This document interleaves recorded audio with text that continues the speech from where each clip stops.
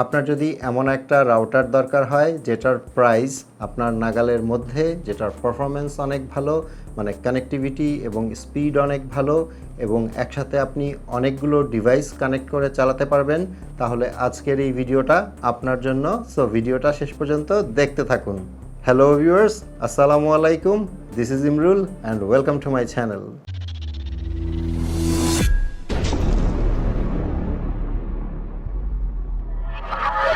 Welcome back.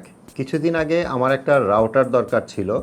তো আমার ক্রাইটেরিয়াটা অনেকটা এরকম ছিল যে সেটার দাম খুব একটা বেশি হওয়া যাবে না, আবার পারফরমেন্স অনেক ভালো হতে হবে, মানে স্পিড যেন ভালো পাই, সাথে অনেকগুলো ডিভাইস যেন কানেক্ট করে চালাতে পারি। সো আমি ঘাটাঘাটি শুরু করলাম বিভিন্ন জায়গায় দেখে, ইউটিউব ঘেটে। তারপরে যেটা বের হলো সেটা হচ্ছে TP-Link'ের এই রাউটারটা, যেটার মডেল হচ্ছে আর্চার C54। ছোট্ট কিউট এই রাউটারটা আমি প্রায় 7-8 দিন ধরে ব্যবহার করছি এবং এটার পারফরমেন্সে আমি বেশ হ্যাপি। এখন প্রথমে আসি এটার বক্স কন্টেন্ট নিয়ে, মানে বক্সের ভেতরে আপনি কি পাচ্ছেন। আমি বক্স থেকে আগেই সব কিছু বের করে নিয়েছিলাম। বক্সের ভেতরে আছে একটা কুইক ইনস্টলেশন গাইড, একটা পাওয়ার অ্যাডাপ্টার, একটা ল্যান কেবল এবং ছোট্ট কিউট এই রাউটারটা। এখন এই রাউটারের স্পেক্স নিয়ে যদি কথা বলি, এটা একটা ওয়াইফাই 5 সাপোর্টেড রাউটার, যেটা ডুয়েল ব্যান্ডের। আপনারা অনেকেই জানেন যে ডুয়েল ব্যান্ডের রাউটার হচ্ছে 2.4 গিগাহার্জ এবং 5 গিগাহার্জের ফ্রিকোয়েন্সিতে চলে।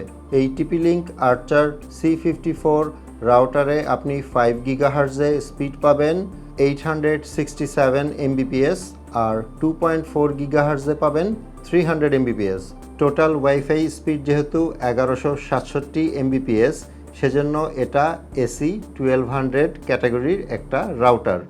আর এটার ওয়াইফাই রেঞ্জ নিয়ে যদি বলি, এটাতে যেহেতু 4টা অ্যান্টেনা আছে, সো 3 বেডরুমের বাসা, মানে মনে করেন 1200 স্কোয়ার ফিট থেকে 1500 স্কোয়ার ফিটের যে কোনো বাসার মোটামুটি সব কোণায় আপনি ওয়াইফাই সিগন্যাল ঠিকঠাক মতোই পাবেন। আর এটার হার্ডওয়্যারের ব্যাপারে যদি বলি, একটু আগেই বলেছি এটাতে 4টা অ্যান্টেনা আছে, আর এই 4টা অ্যান্টেনার মধ্যে 2টো অ্যান্টেনা হচ্ছে 2.4 গিগাহার্জের জন্য আর 2টো হচ্ছে 5 গিগাহার্জের জন্য।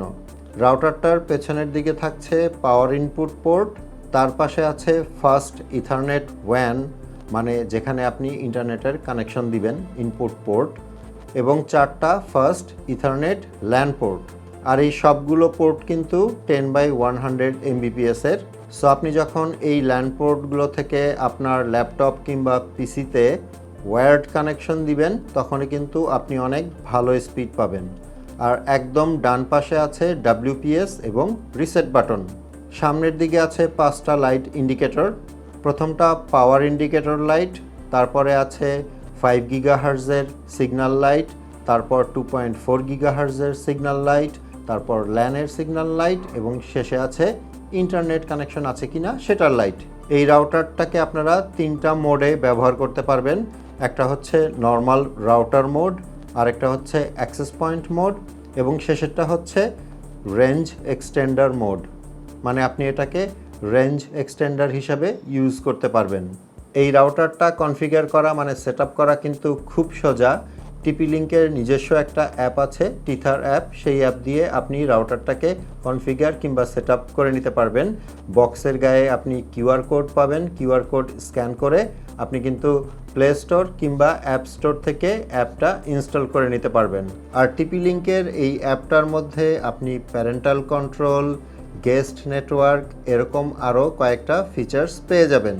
এখন আসি এই রাউটারটার দামের ব্যাপারে। আমি এটা কিনেছি 2350 টাকা দিয়ে, মানে এখন হচ্ছে মার্চ মাস 2023 সাল। সো দোকান ভেদে হয়তো 200-100 টাকা এদিক সেদিক হতে পারে। সো মিড বাজেটে, মানে 2500 টাকার নিচে TP-Link'ের ডুয়েল ব্যান্ডের একটা রাউটার সব কিছু বিবেচনায় আমার কাছে বেশ ভালো মনে হয়েছে। আর এটা কোনো স্পন্সর্ড ভিডিও না, আমি আমার পার্সোনাল এক্সপেরিয়েন্স থেকেই এটা বলছি।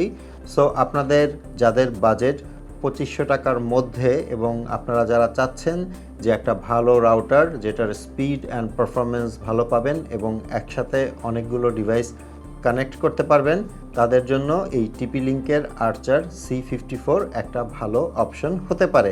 ভিডিওটা ভালো লেগে থাকলে একটা লাইক করে দিবেন। আপনাদের সাথে আমার দেখা হবে পরের ভিডিওতে ইনশাআল্লাহ। সে পর্যন্ত সবাই ভালো থাকবেন। আল্লাহ হাফেজ।